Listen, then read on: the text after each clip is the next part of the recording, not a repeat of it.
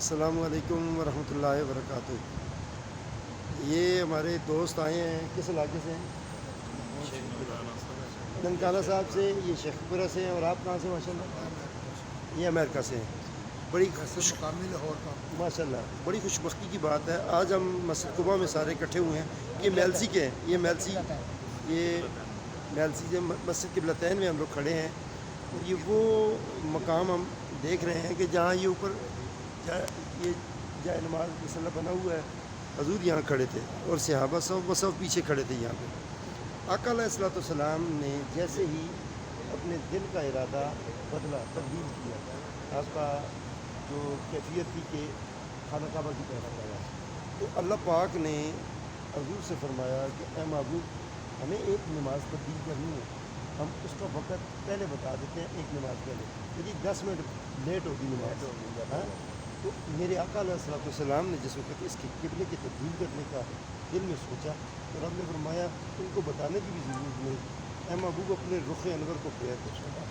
میرے آقا علیہ الصلوۃ والسلام نے اپنا رخ انور نہیں پھیلا، بلکہ حضور یہاں سے چلتے ہوئے امام الانبیاء وہاں پہ جا پہنچے اس مقام پر، اور صحابہ پیچھے صفیں اسی طریقے سے باندھی ہوئی تبدیل ہوتے گئے۔ اب غور فرمائیں، نہ نماز ٹوٹی کسی صحابہ کی، نہ نبی علیہ السلام کی نماز ٹوٹی، بلکہ یہ وہ واحد مقام ہے جو امت کو سمجھنا ہے کہ جہاں حضور کا ارادہ ہے آپ اس کی طرف ہو جائے، اللہ اس کی طرف ہو جاتا ہے۔ اللہ پاک آپ سب کو، ہم جتنے بھی زائرین ہیں یہاں پہ، سب کو ہمارے تمام مناسک میں ہمیں جو ہے نا بے ادبی کا عنصر ہمارے ساتھ شامل نہ ہو، اور حضور علیہ السلام کا قرب ہمیں حاصل ہو۔ بڑی خوش بختی کی بات یہ ہے، ایک بات اور سمجھ لیں کہ جب آپ حضور کے دل کا ارادہ دیکھیں کتنا مضبوط ہے کہ جہاں دل ہو جائے، اور حضور نے فرمایا تھا فاطمہ تو قلبی، فاطمہ میرا دل ہے۔ اب غور کریں، جو فاطمہ علیہ السلام کے ساتھ ہو گیا، ان کی قرب اور ان کے تعلق کے ساتھ ہو گیا، آپ سمجھیں کہ وہ جنت کا حقدار بن گیا، کیونکہ وہ فاطمہ تو سیدۃ النساء اہل الجنہ ہے، وہ جنت کی عورتوں کی سردار ہیں۔